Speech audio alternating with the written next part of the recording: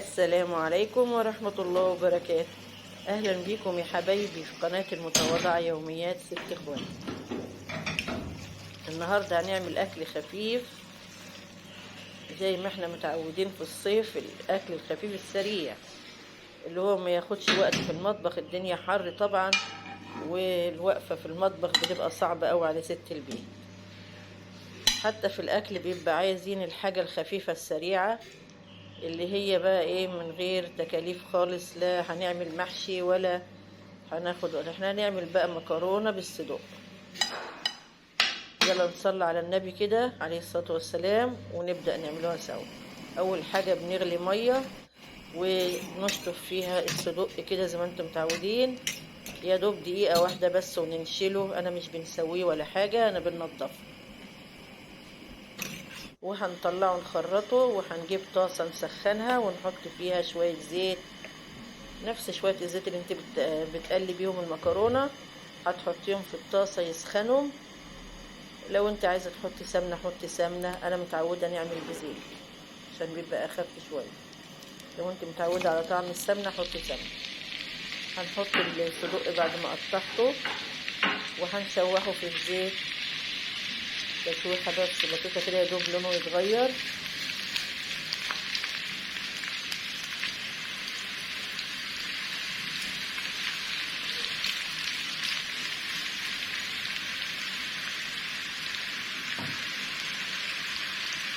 بعد ما هيتشوح هنحط كام فص توم كده نكون دقاهم، هنحطهم ونقلبهم معاه.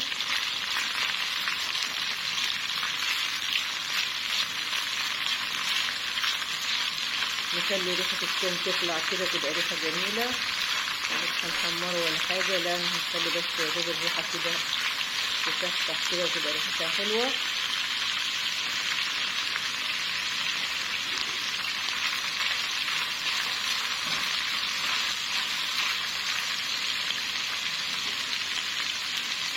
هنجيب بقى كام قرن فلفل كده، بس يكون الفلفل اللي عندنا حراق.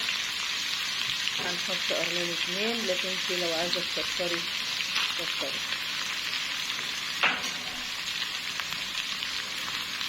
حطي الفلفل والحاجة اللي انت عايزاها، لو عايزة تكتري فلفل اكتر من كده كتري. هنقلبه لحد ما يتعمل شوية، يعني يدبل شوية. وبعدين هنزل بالبصل. انا عاملة بصلة متوسطة مخرطاها حلقات رفيعة قوي عشان تستوي بسرعة وتدبل بسرعة. هنقلبها لغاية ما تدبل.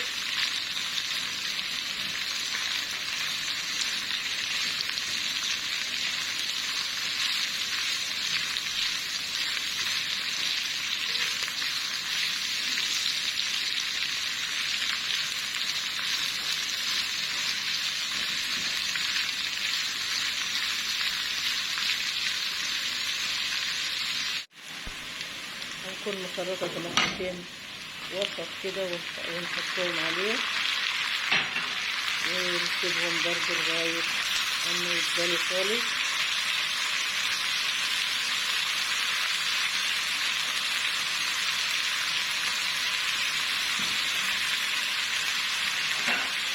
كل ده والنار عالية عادي مفيش.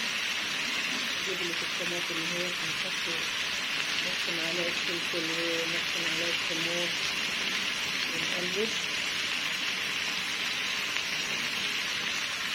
ونظبط الملح.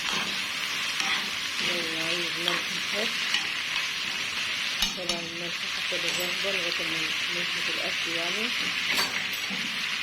ونجيب معلقة كبيرة صلصة بعد الطماطم ما اتسلقت خالص اهي، ونقلبها عشان طبعا تحمر المكرونة، لأن دي تعتبر الصلصة بتاعت المكرونة. نسيبها على نار هادية شوية كده لغاية ما الصدق يستوي. غرفت المكرونة اهي بعد ما سلقتها، وهنكب عليها كده الايه على وش الطبق بالهنا والشفا. الصلصة دي بقى بتبقى طعمها جميل أحسن من الصدق مع البصل والخضرة والخضار اللي محطوط ده اهو. هنقلبها في قلب المكرونة وبالهنا والشفا. يا رب يكون الأكلة عجبتكم. أكلة بسيطة وسهلة. لايك بقى، والسلام عليكم ورحمة الله وبركاته.